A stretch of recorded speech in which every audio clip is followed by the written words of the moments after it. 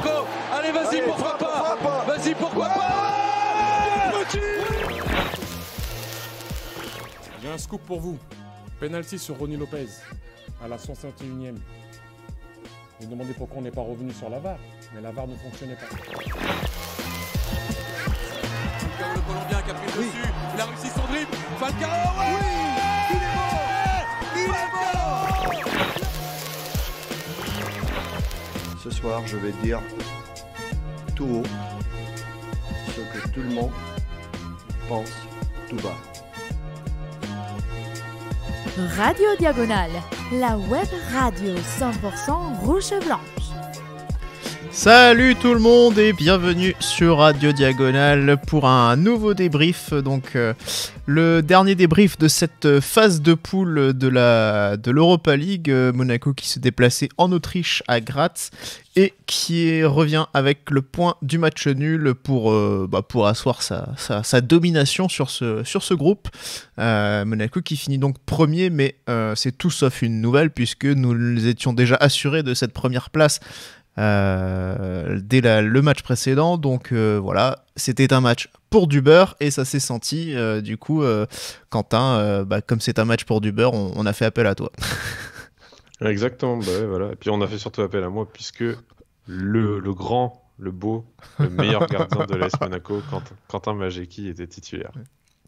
Voilà, donc du coup on va commencer directement par les 3 points. Donc je te laisse y aller. Ouais, mon premier point, ça va être assez rapide, hein. C'est un match qui compte, pour moi, c'est un match qui compte pour rien. Alors, on pouvait s'attendre à une bonne compo, enfin une mauvaise compo plutôt, on va dire une bonne compo de jeunes, de quoi faire, de tout ce que tu veux. Mais non, bizarrement. Enfin, juste en défense, peut-être, en défense centrale, ou à certains postes. Mais honnêtement, la cote pour avoir la Yederland sur la pointe de l'attaque était quand même assez haute, donc c'est assez bizarre quand même qu'il ait fait ça, mais bon, allez, pourquoi pas. Mon deuxième point, c'est que c'était pas un match si dégueu que ça finalement, hein. Je pensais qu'on allait s'ennuyer, mais en fait on s'est assez amusé, hein. C'était plutôt fun même à voir les ratés de part et d'autre, mais oui, c'était un match quand même assez plaisant à regarder. Et mon troisième point qui est un peu le lien avec mon premier point, c'est que heureusement finalement que la plupart des joueurs qu'on a vus quand même, donc on voit pas d'habitude, hein, qui sont pas dans la rotation, heureusement qu'ils jouent pas la plupart du temps, parce que je me dis que des fois on peut se dire ah ouais, lui il peut être intéressant, lui ça peut être pas mal en rotation, lui ça peut être pas mal en fin de match, mais en fait non, en fait ils sont très bien sur le banc, ils sont très bien. On comprend où est leur place en fait sur ce genre de match, donc voilà. Du coup, moi, mes 3 points, j'avais envie de dire, non, ce match, il me fait chier. Voilà, je vais être très cash, honnêtement. On a envie de. Là, non, on avait juste envie que ça se termine. Alors, bon, on savait que c'était un match qui servait à rien parce que, voilà, déjà qualifié, déjà sûr d'être premier. C'était juste l'occasion de voir certains mecs qu'on n'avait pas l'habitude de voir. Et en fait, dès la deuxième mi-temps, quand on a fait sortir nos 2-3 titulaires, j'avais vraiment plus envie de le regarder parce que vu les mecs qu'il y avait sur le terrain, j'avais vraiment pas envie de regarder. Ce qui était assez paradoxal parce qu'au final, le match était loin d'être déplaisant en fin de compte. Enfin, en tout cas, on a déjà fait pire que ça cette saison. Mais c'est vrai qu'entre la neige qu'on a eue, le stade vide aussi, je sais pas si c'est à cause du Covid et des mesures d'austérité là en Autriche, mais le stade vide, on était à huis clos. Enfin voilà, franchement j'avais froid rien qu'à travers l'écran. Le stream, obligé de regarder sur Messi TV, Golovin TV, pardon. Enfin voilà, bref, il y avait plein de choses qui me faisaient chier de base. Le deuxième point, c'est quand même le 200e débrief. Alors on hésitait à pas le faire pour faire le 200e pour le PSG quand même. ouais, la question c'est pas l'issue du match. La question s'est posée dans les rangs de Radio Diagonale. A priori ce 200e débrief ne restera pas dans les annales, sauf si on arrive à le torcher en 30 minutes, c'est l'objectif. On se retrouve à la fin. Et puis le troisième point, c'est RMC bande de bâtards, parce que voilà, le le match était censé être prévu jusqu'au milieu de l'après-midi sur RMC Story, donc en clair, et au final ils ont changé au dernier moment pour nous mettre l'Olympique Lyonnais, et voilà, du coup ça oblige à se retrouver sur un vieux stream pourri, et ça fait bien chier, donc voilà, pas content, mais on s'en fout, de toute façon on trace. La composition, du coup Quentin, tu parlais de pas mal de coiffeurs, il y en a eu quelques-uns quand même, alors pas forcément, enfin un peu surprenant quand même certains choix alignés par Kovac. Ouais, bah la Niederlande, comme je l'ai dit dans mon premier point, et finalement on s'attendait peut-être à un Jacobs ou des trucs comme ça, et pas des joueurs qui peuvent être aussi importants comme Tchouaméni ou Caillot, qui sont un peu des piliers de l'équipe souvent, et qui sont relativement, souvent remplacés, on va dire, par leur doublure. Donc un Jean Lucas par exemple, vous pouvez s'imaginer titulaire, ou un Jacobs comme je l'ai dit.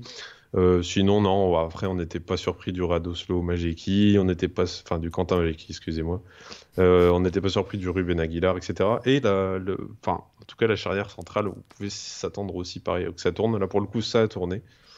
On dira, voilà, ça a tourné. On en parlera, ouais. Ils ont même tourné sur eux-mêmes. Ils se sont fait tourner aussi.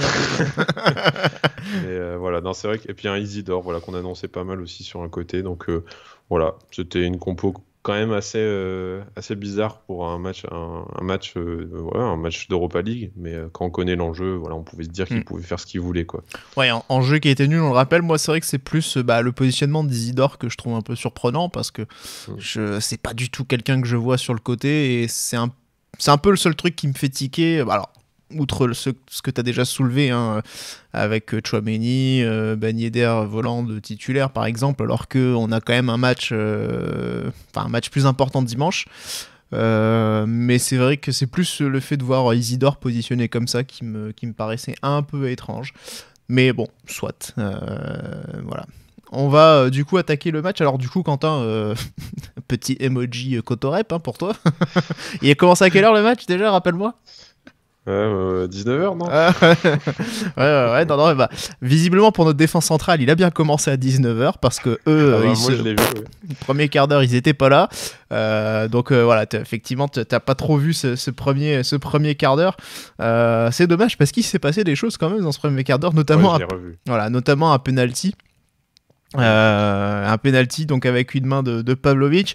Alors bon, checké par la VAR, c'est typiquement le genre de penalty que j'aime pas voir siffler, parce que c'est des mains qui sont absolument pas volontaires d'une manière générale, et voilà, c'est vrai que bon, c'est cette systématisation de siffler sur ce genre de main, je trouve ça dommage. Maintenant, c'est comme ça, c'est ainsi. Pavlovic en coupable, Penaud imparable pour Majeki. Donc voilà, 1-0 pour Graz au bout de 6 minutes de jeu. On se dit que la partie commence bien, mais heureusement on réagit quand même finalement assez vite, avec 2 bonnes occasions, Quentin, de Voland et qui finit sur la barre. Ouais, puis on sent que c'est un peu, voilà, les débats sont assez ouverts, il y a de l'espace, il y a des Isidore qui se retrouvent un peu tout seuls sur le côté, il y a des Aguilar qui vont déborder assez facilement. J'ai senti en tout cas que même l'équipe d'en face était jouée, ça se sentait aussi qu'eux ils jouaient pour rien et qu'ils jouaient un peu libérés, qu'ils n'avaient pas forcément envie de verrouiller non plus leur défense. Donc voilà, c'est plaisant quand même, mais c'est vrai qu'en défense, par contre, c'était terrible. Là, Ouais. c'est, à un moment donné, on se sentait vraiment pas en sécurité avec ce trio, j'allais dire, avec Majeki aussi, qui a jamais été très sûr finalement pendant ce match. Ouais, et puis c'est vrai que à la 11e minute de jeu, il y a quand même une grosse occasion encore pour Graz. Notamment avec un long ballon un peu lobé que Matsima veut prolonger vers Majeki de la tête, et là en fait le ballon est pas du tout ajusté, et c'est je sais plus comment s'appelle-t-il, c'était Sarkaria, je crois, qui se retrouve face à Majeki et qui fort heureusement rate et tire à côté. Alors il tente Je crois qu'il tente pied gauche parce qu'il est gaucher, alors que s'il avait travaillé à l'école de foot, normalement, il aurait tiré pied droit. Voilà. Mais un petit atelier finition là, dans les semaines prochaines à venir pour Christian Ilzer et ses joueurs.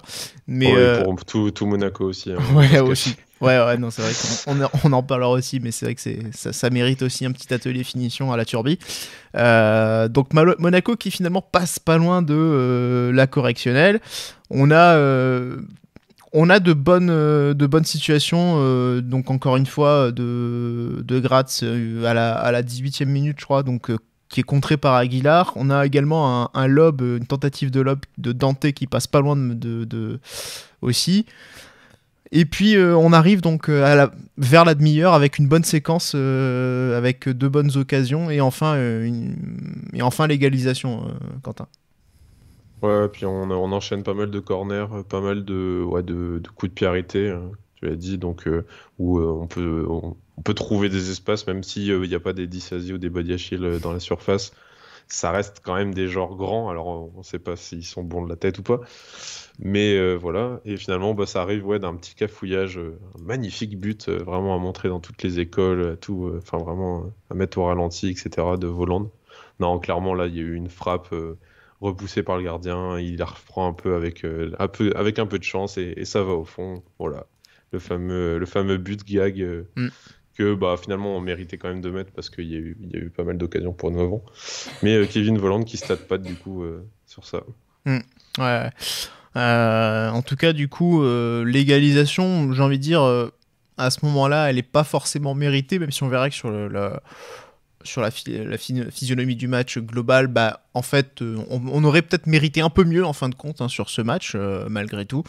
Mais voilà, il y a quand même pas mal de maladresse. Tu en parlais. On arrive à la mi-temps, donc avec ce score de 1 but partout. Et là, on a déjà pas mal de changements qui sont faits par Kovac dès la mi-temps. Ouais, puis en plus on s'endort un peu là. C'est pour le coup fin de mi-temps, j'ai trouvé qu'on s'endormait un peu. Je me suis dit que justement ce serait la bonne occasion pour faire rentrer du 109 et voir Jacobs surtout, notre meilleur joueur. Jean-Lucas aussi, j'ai oublié presque. Et puis mettre au chaud Ben Yedder qui avait visiblement un peu froid. Il y avait des gants. Ça m'a fait bizarre. J'ai l'impression qu'il y a vraiment des gros panards par rapport à tout le reste. Mais non, ouais, voilà. Donc un petit derrière. Donc j'ai dit Jacob, Jean-Lucas et Boadou qui rentrent. Bon, voilà, rien de. En fait, on sort finalement des gros joueurs, sauf Voland qui mystérieusement reste tout le match. Bon, ça c'est encore une énigme. Mais voilà, il faut qu'ils soient en jambes, visiblement. Mais ouais, donc des petits changements qui font finalement un peu bouger cette équipe de Graz, mais pas tant que ça, jusqu'à l'entrée de Sofiane Diop. Ouais, parce qu'on voit quand même que avec ces sorties-là, on a des joueurs beaucoup moins techniques en fin de compte, des joueurs qui gardent moins le ballon. Et on assiste à un match beaucoup plus décousu, alors qui n'est pas qui perd pas forcément en intensité. Cette seconde mi-temps, je trouve qu'elle garde quand même une certaine intensité, mais voilà, on sent que c'est plus décousu, qu'il y a de bonnes situations. On arrive à mener des contres, notamment avec Boadou, avec Diop. Tu l'as dit, Diop qui va rentrer du coup à la 57e minute en remplacement de Golovin. Et là. On va voir, il y aura un joueur de foot sur le terrain, enfin un vrai joueur de foot sur le terrain, j'ai envie de dire, et ça se voit tout de suite, quoi. Ouais, clairement, il va régaler, il va même régaler les commentateurs d'RMC qui n'étaient pas trop mal finalement. Ouais, Charlie Tange que j'ai trouvé pas mal, ouais. Donc voilà, ça a été, on sentait qu'ils étaient assez impliqués, ça force aussi à suivre le match, à être plus dedans, etc. Donc c'est pas mal. Et oui, avec un Diop qui régalait pas mal, donc sur des petites ouvertures, des petites actions. Il loupe quelques petites... à un moment, limite presque un... J'allais dire... en fait, eux, ils pensaient que c'était Diop, mais c'était Isidore qui loupe le face-à-face à un moment. Mais voilà, en fait, il loupe pas grand-chose finalement. Et donc, voilà, c'est pas... franchement, c'était un de nos meilleurs joueurs. Et donc, ça faisait plaisir de le voir dans cette forme-là, forcément, face à une équipe comme Graz, c'est plus facile. Mais oui, voilà, ça va permettre en tout cas de nous créer pas mal d'occasions. Malheureusement, ça va pas aller au bout, comme on l'a dit. La finition pêche un peu. Ouais, pas mal de problèmes de finition. Hein, voilà, t'en as parlé de ce face-à-face raté d'Isidore. Un peu plus loin, il y a le contre mal amené. Alors là aussi c'est un peu Diop, mais aussi Boidou surtout quand même qui fixe alors qu'il devrait peut-être un peu plus tracer à ce moment-là. Donc voilà, il y a quand même des bonnes situations, je trouve. Du côté de Graz, on n'est plus vraiment inquiété sur notre but. Il y a juste une frayeur, il y a une frayeur, mais vraiment sur la fin de match. Donc avec Matsima qui se trouve. Donc voilà, mais sinon avec ses Mikado à la place des jambes là. Ouais, c'est ça, la pieuvre comme mais ouais, donc voilà, c'est quand même bon, c'est un match où je trouve qu'on aurait quand même pu mériter un peu mieux en fin de compte, notamment par rapport à toutes ces situations un peu gâchées. Il y a aussi un geste un peu magique de Gelson Martins en seconde période qui décale finalement, qui centre pour Boidou, mais Boidou est hors jeu. Puis il y a aussi une autre situation où Boidou met trop de temps à déclencher sa frappe. Et voilà, sa tentative est captée par le gardien. Donc voilà. Le magicien portugais, hein, Gelson. Le magicien portugais, ouais. Paradoxalement, c'est vrai que sur cette deuxième période, en tout cas vraiment le début de la seconde période, il y a quand même pas mal de possessions en faveur de Graz, qui va aussi beaucoup frapper. Hein. Ils vont frapper 7 fois au but sur les 20 premières minutes de la période, alors que nous seulement 2 fois. Mais c'est vrai qu'on se souvient, on a vraiment aucun souvenir entre guillemets de leur tentative à eux, tellement elles étaient éloignées de notre but, quoi. Ouais, c'est des tentatives un peu vaines, vraiment pas dangereuses. Alors que nous, c'est vraiment, il y a beaucoup d'occasions, de situations, mais ça aboutit pas toujours à un tir, et encore moins à un tir cadré. Donc ouais, effectivement, c'est un peu dans les stats, c'est vraiment l'inverse de ce qu'on a vu par rapport à la seconde période. Ouais. En tout cas, voilà, c'est un match où on a vu que tous les niveaux tactiques, voilà, ça volait un petit peu en éclats, ou en tout cas, on était pris par un manque de maîtrise des deux côtés, des approximations qui provoquaient aussi des situations favorables pour l'équipe adverse. Notamment, on a beaucoup du coup joué en contre. C'est vrai que sur le reste, si on regarde un peu tout ce qui est pressing, etc., on l'a pas trop vu, quoi. Voilà, donc du coup sur ce match, on va passer au top et au flop. Allez, allons-y, dépêchons. Donc on a retenu 2 joueurs pour cette catégorie des tops. Je te laisse commencer, Quentin. Bah moi je vais partir sur Voland parce que finalement je vais donner raison à ce petit Kovac, parce que voilà, c'est son soldat, son pilier, vraiment le mec qui va faire tous les matchs et qui doit être en jambes. Et finalement, il est assez précieux. Et en fait, on s'en rend d'autant plus compte que quand tu as d'autres éléments en attaque, d'autres éléments vraiment moins bons ou alors qui vont être un peu plus brouillons, on se rend compte que vraiment, quand tu as un volant sur le terrain qui, lui, quand il a la balle ou quand il va essayer de se créer une occasion, ça va être plus dangereux en général. Et il va mettre son but aussi, effectivement. Mais voilà, c'est aussi pour ça que je l'ai mis dedans. Enfin, forcément, on marque un but, c'est lui. Mais derrière, voilà, c'est toujours le même joueur assez précieux. Et finalement, on se rend peut-être pas compte à quel point, l'importance qu'il peut avoir dans ce 11. Là, même pour un match comme ça, je trouve ça, c'est vraiment significatif le fait qu'il soit même titulaire et qu'il joue 90 minutes. Donc voilà. J'étais un peu plus mitigé, on va dire, avant son but, justement. Je trouve qu'il fait une remise beaucoup trop forte, par exemple, il me semble, pour Ben Yedder. Donc, Oui. il y a quand même un manque de justesse technique, il y a quand même pas mal de ballons perdus, j'ai trouvé, dans ce match pour lui. Alors, c'est vrai qu'il y a quand même cette transversale, il y a ce but, mais il y a aussi quand même une action où je crois que Charlie Tange, je dis « Oh, miam, miam, miam, gourmand », je crois, ça m'a fait rire. C'est vrai. Mais voilà, où il y a deux touches de trop avant de frapper, donc je trouve quand même que, oui, il a quand même tenu son rang, je pense, ce soir.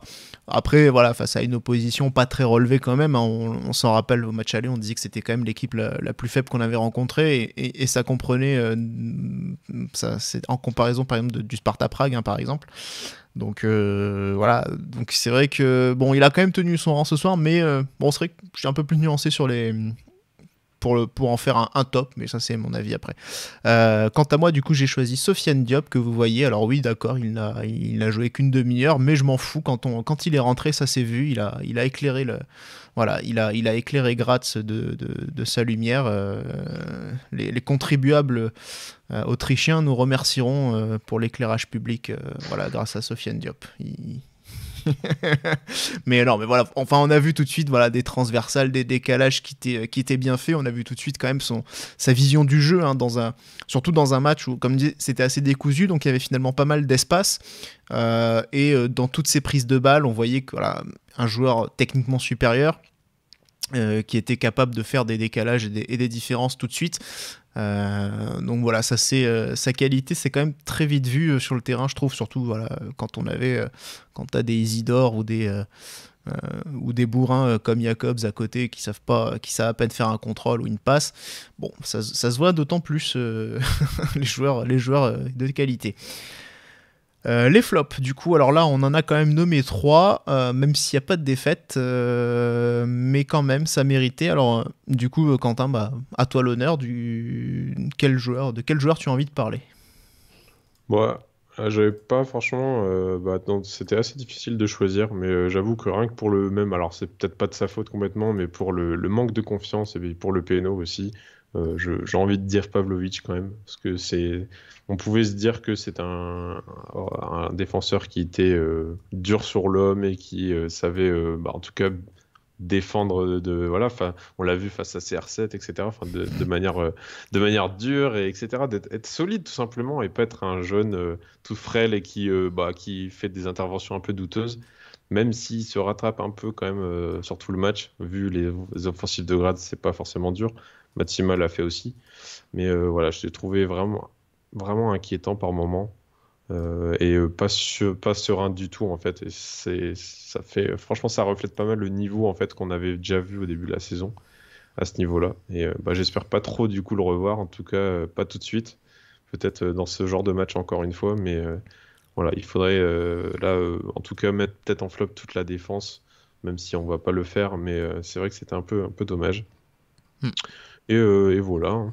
Ouais, après disons que dans les duels, il a quand même été capable de les remporter, mais c'est vrai qu'il y a ce penalty qui fait vraiment tâche. Il y a quand même des moments, des interventions où c'est quand même vraiment pas rassurant. C'est aussi beaucoup ça. La qualité aussi, jeu au pied, n'en parlons pas, hein. C'est quand même très faible. C'est-à-dire un défenseur qui fait des passes en général, c'est soit à son milieu de terrain, soit à son gardien, soit à un joueur à proximité. C'est rarement, en tout cas pour casser des lignes. Lui, en tout cas, ça l'est rarement. Et c'est vrai qu'en termes de pourcentage de passes réussies, on est quand même sur un taux assez bas. À contrario, quand on a un Maripane qui joue à sa place, on est plus autour de 90% de passes réussies.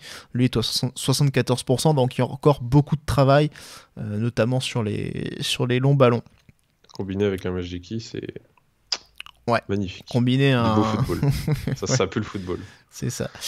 Combiné aussi à un Jacobs, par exemple, qui est rentré, qui nous a tout de suite démontré sa qualité technique avec une passe pour personne. Donc des centres au 5e poteau, J'ai souvenir, voilà, j'ai en tête ce bon retour défensif qu'il fait à un moment donné avec un tacle très engagé en revenant de loin. Mais bon, en termes de qualité technique, ce garçon, c'est quand même très loin. Voilà, hein, on est en train de regarder justement pendant le match nos pronos pour se les remémorer. La saison est pas finie. La saison est pas finie, mais lui, clairement, en termes de pire recrue et pire joueur. Pour que Caillot se blesse pas, hein, là, Ouais. pas de souci là-dessus. Voilà, donc, mais bon, c'est très clairement, c'était pas bon du tout son entrée en jeu, hein. On le rappelle, il est rentré à la place de Caillot dès la mi-temps et il nous a gratifié de 45 minutes absolument dégueulasse. Enfin Isidore, alors ça je l'ai rajouté aussi. Non pas que j'ai trouvé Isidore mauvais dans le jeu, en tout cas c'est plus sur sa finition que je trouve là où il est vraiment condamnable ce soir. Alors je comprends, encore une fois je le disais quand on parlait de la compo, c'est que je comprends pas pourquoi il évolue à ce poste là en milieu de terrain excentré. J'ai pas l'impression que ce soit le poste qui lui corresponde, mais bon voilà, donc du coup difficile à trouver dans le jeu, surtout en première période où je l'ai trouvé quand même vraiment Casper. Mais gros problème, c'est la finition où là il en a mangé 2-3, comme c'était le cas aussi je crois au match aller il me semble, où il avait quand même pas mal mangé la feuille. Donc atelier frappe aussi pour Isidore à la turbine des deux mains, voilà. C'est avec Cesc peut-être. non, il s'entraîne plus. Non, il fait du crossfit. C'est ce qui fait du crossfit maintenant, voilà. Oui, pardon.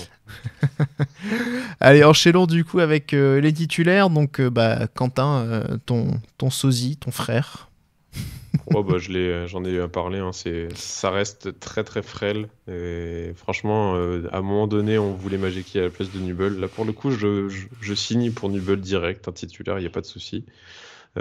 Ça reste titulaire. Parce que Majeki, je l'aime bien, hein, mais voilà. Je l'avais mis en surprise, moi, dans les pronos. Voilà. Ouais, mais putain, clairement, il y a des moments où on peut se dire, en fait, il nous coûte 2 buts, quoi. Clairement, il nous fait une relance en plein axe.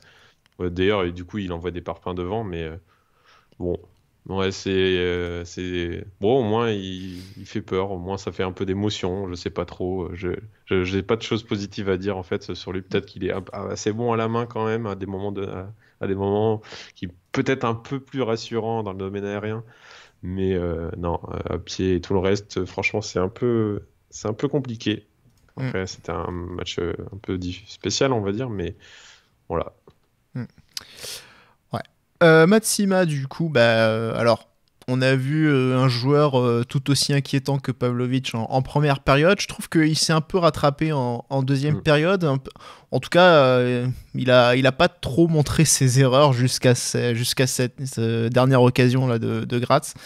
J'ai l'impression que voilà, il s'est proprement, tranquillement, sans faire trop de bruit, voilà, il s'est un peu rattrapé. Il a un peu rehaussé son niveau en seconde période, mais la première période était quand même très inquiétante aussi en termes de solidité.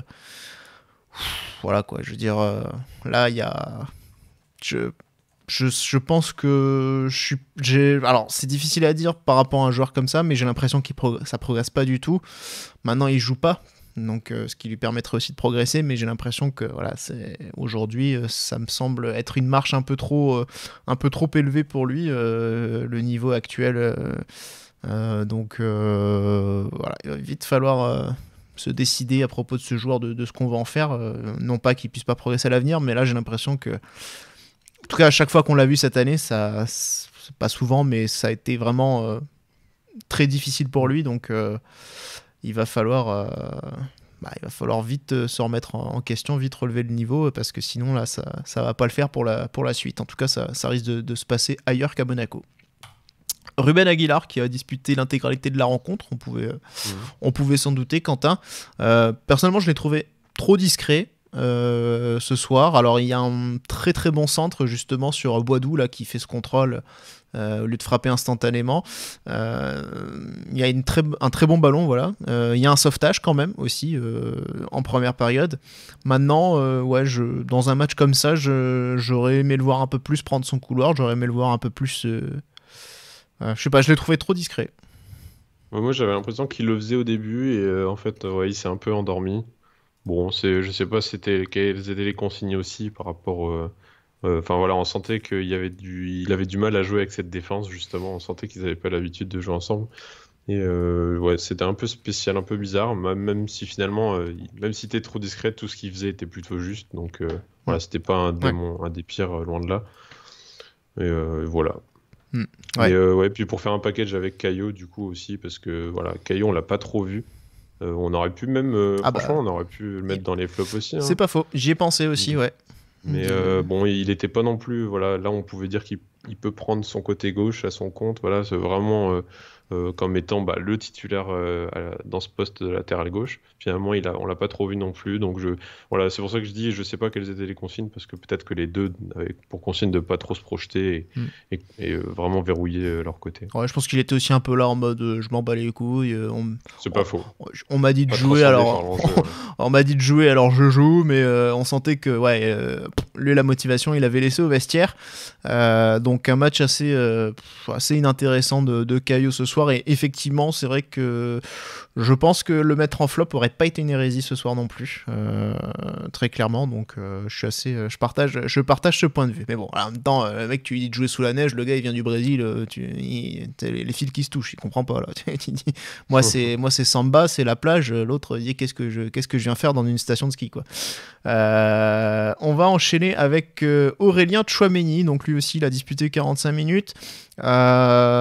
Beaucoup de travail défensif plutôt de sa part, pas vraiment de projection offensivement. Il s'est fait quand même un peu humilier avec un petit pont en première période, pas cool.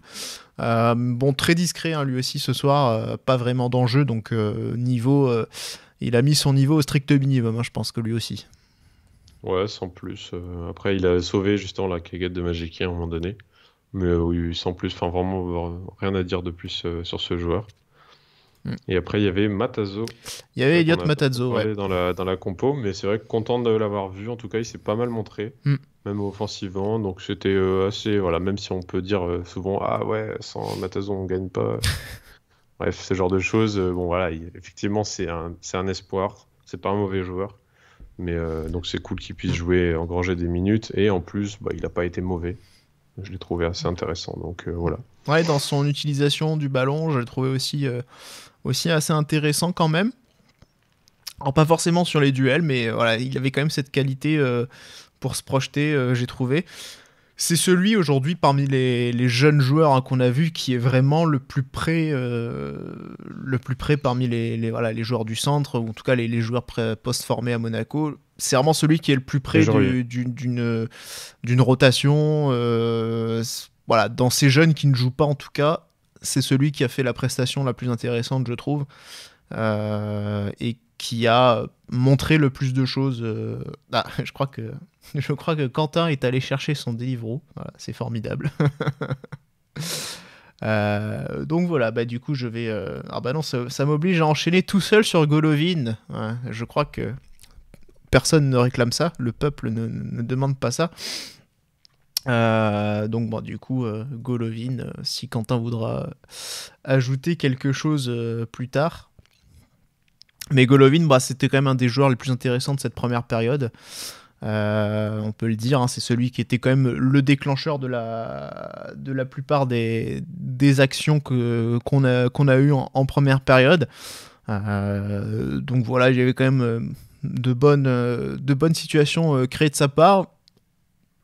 Il aurait pu aussi mériter, je pense un top sur ce match, éventuellement, mais je trouvais que la différence s'est plus vue avec l'entrée de Diop quand même qu'avec Golovin. Et ensuite Wissam Ben Yedder, du coup, donc Wissam qui a pareil, qui a pas fait grand chose dans ce match, mais pour autant on peut pas non plus dire qu'il a été malmené par la défense de Graz, hein. C'était un match où il a touché très très peu de ballons, 13 ballons touchés seulement, voilà. Mais globalement, des décalages aussi intéressants, de bonnes solutions entre les lignes trouvées avec lui, donc voilà. Bon, bah, du coup, j'aurais envie de parler des remplaçants, mais du coup, je risque d'en parler tout seul. Donc, bah, j'ai plutôt envie de retenir la performance de Myron Boadou, qui a fait quand même une assez bonne entrée, même si techniquement, je l'ai trouvé pas toujours, en tout cas pas forcément avec les bons choix. Notamment cette situation où il contrôle, et peut-être que avec une frappe en première intention, ça aurait été un peu mieux. Mais bon, globalement, l'entrée était intéressante justement dans toutes ces situations de transition, de contre qu'on a eu. Il a fait aussi parler quand même sa pointe de vitesse, et c'était dans ce registre-là en tout cas. Voilà, il a démontré des qualités qui sont assez proches finalement de ce qu'on pouvait lui prêter, de ce qu'on pouvait imaginer. Donc voilà pour Myron Boadou. Il m'a vraiment lâché, salement lâché. Ah, il est là. Bah écoute, j'ai parlé de Golovin, j'ai parlé de Ben Yedder, j'ai parlé de Boadou, il te reste plus grand monde, il te reste Jean Lucas, voilà. Oh non, mais t'es pas gentil. Bon, fais-moi un petit rattrapage sur ce que tu veux. Non, je suis venu exprès justement pour lui. Ouais. Ah, t'es arrivé, t'as frite fricadelle là. Ouais, ouais, exactement, ouais, ma mitraillette. Oui, ta mitraillette. Ouais, non, je voulais pas parler particulièrement d'un joueur, à part Boadou peut-être, qui m'a énervé un peu pas mal niveau ouais. Le mode, le faux neuf, enfin le neuf qui... Là, c'est pas le faux neuf, c'est plutôt le neuf fraude, quoi, tu vois. Qui contrôle, mais qui contrôle quand il faut pas contrôler, qui contrôle bien la balle pour une fois, quand il rate pas ses contrôles, mais finalement qui enchaîne à rien du tout. Donc ouais, un peu énervant à ce niveau-là. Et pour Jean Lucas, est-ce qu'il y a vraiment des commentaires à faire sur Jean Lucas Franchement, depuis le début de la saison, au début on pouvait dire qu'il était intéressant. Ça a toujours été un joueur moyen qu'on ne comprendra jamais, je pense, au niveau des qualités. Et là aujourd'hui, il est rentré. Bon, il a pu peut-être s'exprimer un peu mieux que sur un peu plus de latitude, ouais, un peu plus de latitude. C'est ça. Il y avait plus de... Oui, c'est exactement ça. Et après, dans un match comme ça, c'est pas forcément difficile de pouvoir s'exprimer. Le truc, c'est qu'après derrière, ça reste un match sans enjeu, et je pense qu'on va pas le revoir à un niveau non plus extraordinaire plus tard. Et en plus, ça me fait chier qu'il soit remplaçant dans ce genre de match, typiquement. Mais bon, voilà. À part ça. On va dire quand même un match correct, enfin une entrée correcte. Ouais, un mot sur Golovin, pour moi c'était un des meilleurs joueurs de la première période. Oui. C'est un des seuls qui avait réussi aussi à faire des différences, qui est en plus le frappeur du corner sur le but, qui également qui amène la transversale de Folland. Donc voilà, il y a de bonnes situations de la part de Golovin. Honnêtement, c'est un joueur, comme je disais, on aurait peut-être pu le mettre en top. Oui, c'est vrai. Après, il s'efface pas mal. Et puis, c'est quand les ballons lui arrivent aussi dans les pieds qu'il va faire tout ça. Mais c'est vrai qu'il fallait aussi ce tireur de coup de pied arrêté dans l'équipe. Et si on n'a pas un Diop, on a un Golovin et inversement. Donc là, pour le coup, il a fait son taf. Et oui, ça fait du bien après de le voir aussi jouer un peu. Moi, ce genre de match aussi, on peut se dire, ils peuvent se blesser, surtout un Golovin qui est assez fragile quand même. Ouais. Mais le froid, effectivement, ça conserve. Oui, et non, mais je veux dire, voilà, derrière, c'est quand même un joueur talentueux, on le voit dans ce genre de match, donc ouais. Voilà, du coup, donc ce qu'on pouvait dire, match nul de Monaco à Graz. Monaco qui termine donc premier de sa poule avec 12 points et qui attendra son adversaire après le barrage entre les seconds de poule et les troisièmes reversés de la Ligue des Champions. Donc rendez-vous en février pour connaître notre prochain adversaire. Le prochain match, en revanche, c'est le choc face au Paris Saint-Germain au Parc des Princes. Donc pas d'espoir particulier, si ce n'est que celui de ne pas prendre une branlée. Voilà, pour ma part. Ouais, et on revient la queue d'entre les jambes, c'est ça que tu veux dire?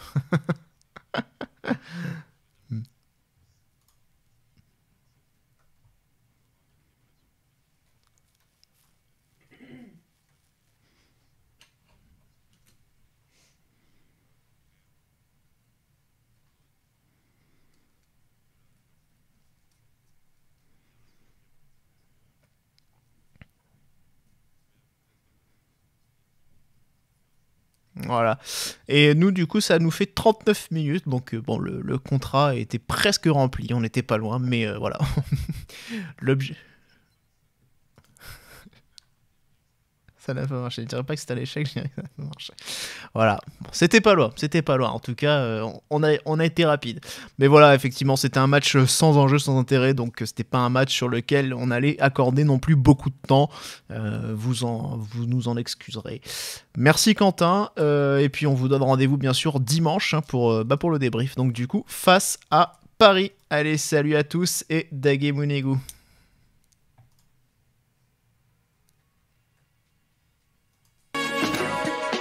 Et bisous.